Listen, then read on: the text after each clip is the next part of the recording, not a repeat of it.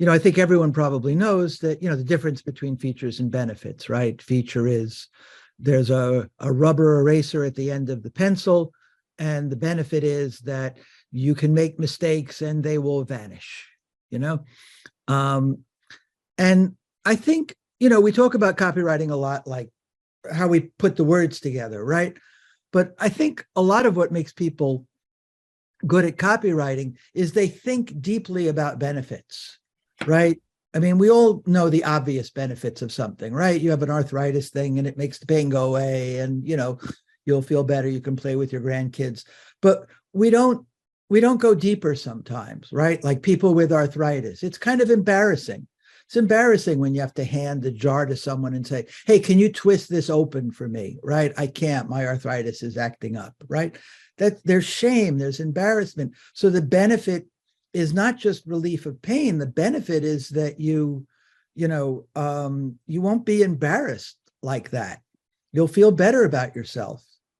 If you even extend it outward, right? And that means, right?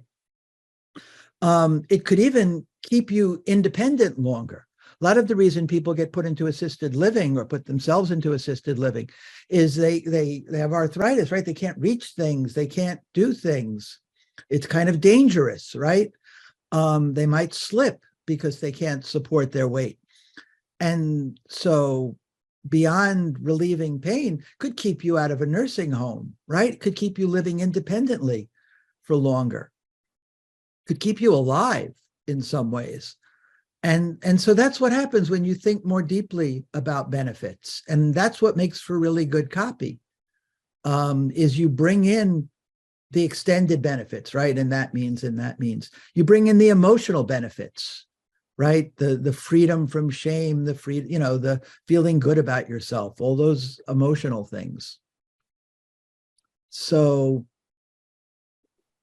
I urge you to really get away from the computer sometimes and really just think, put yourself in the shoes of the prospect. Think about them, their day. What's it like to go through life with arthritis? Or what's it like to not have money? What's it like to, not have it, whatever you're selling, right?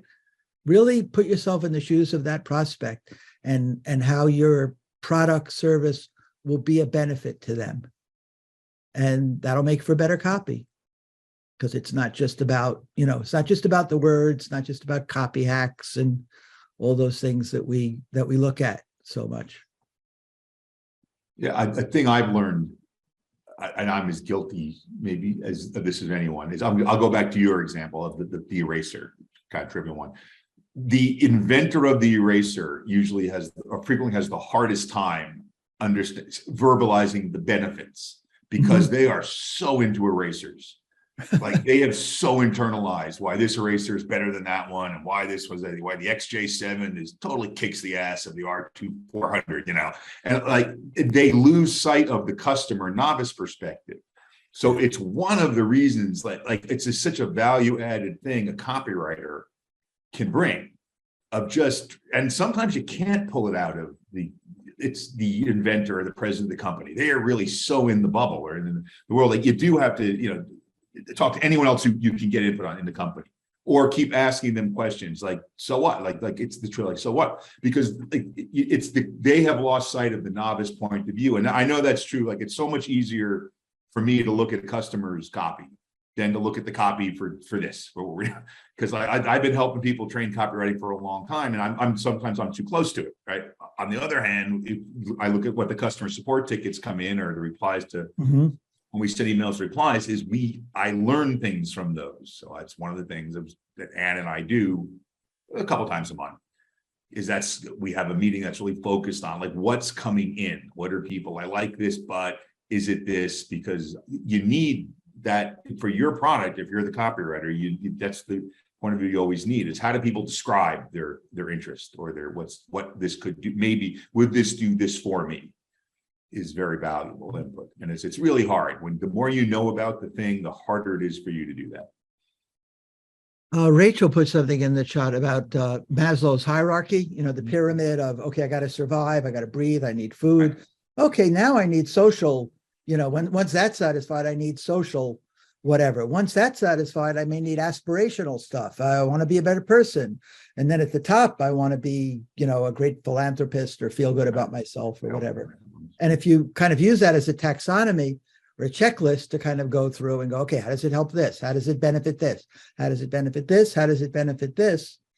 That can be, that can be real helpful. And also, as Rachel pointed out, this idea of through the eyes of others, right? Because we all care about how we look, right? We all care about how others see us. So gets back to that arthritis thing, right? I don't want others to see me as, weak because I have arthritis, right? And the eraser, right? I don't want others to see me as making mistakes, right? I want to get rid of that mistake quick, right? Erase it, get it out of here.